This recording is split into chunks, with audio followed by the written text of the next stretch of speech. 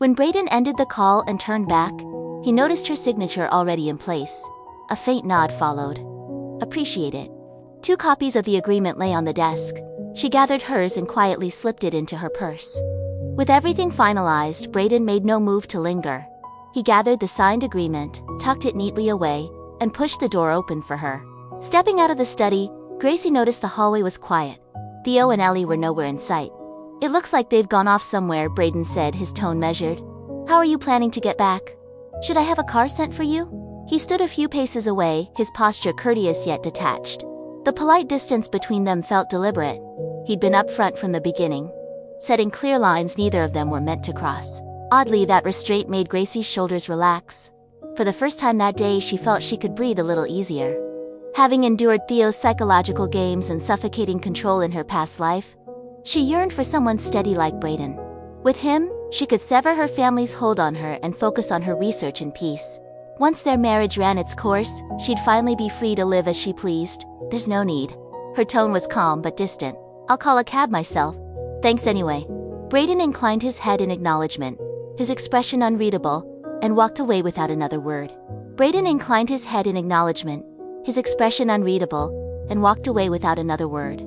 Crossing the garden, she slowed when faint voices drifted through the trimmed hedges. Relax, Ellie. I'm nothing like Brayden. He might be marrying out of obligation, but my feelings for you are real. Theo's voice sliced through the still air. Gracie stiffened on instinct, her breath catching in her throat. A familiar chill crept down her spine. She had never stopped fearing him. She froze where she stood, afraid even to draw a breath. Between the shifting leaves, she could see Theo's tender smile as he clasped a delicate necklace around Ellie's neck. Here, let me help you with this, he murmured softly. Ellie's cheeks flushed, her voice light and shy.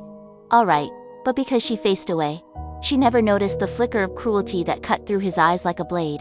Alan's obvious favoritism had already marked her as the future of the family business. To Theo, that simply made Ellie the perfect pawn in his own play for power. Gracie, meanwhile, lived quietly in her own world. The kind of introverted scholar who spent most of her days tucked away in a lab. Gracie, meanwhile, lived quietly in her own world. The kind of introverted scholar who spent most of her days tucked away in a lab. In her past life, she had married Brayden with hope, convinced that affection could blossom from duty, that someday they would be happy together. Instead, their marriage had been nothing but a cold contra. Each misguided choice had pulled her deeper into ruin, until the end came alone, in the delivery room. Her life fading with the child she never got to hold. This time she picked Theo, the man who seemed quite gentle. When the wedding day came, she vowed to eclipse Gracie in every way. The night's getting late. Let me take you home, Theo murmured, his eyes soft as he smiled. All right, Ellie slipped her hand into his without hesitation, her heart swelling with satisfaction. From the opposite path, the pair departed together. Concealed beneath the dim canopy of trees, Gracie's legs nearly buckled, and she braced a trembling hand against the rough stone beside her. When her pulse finally steadied, she straightened and walked toward the entrance. There, Theo was holding the car door open with his usual polished grace, waiting as Ellie stepped in with a radiant smile. Through the tinted window, Ellie glanced back, her eyes glinting with smug delight. A sly smirk curling her lips as she savored the sight of Gracie's pale, wounded face.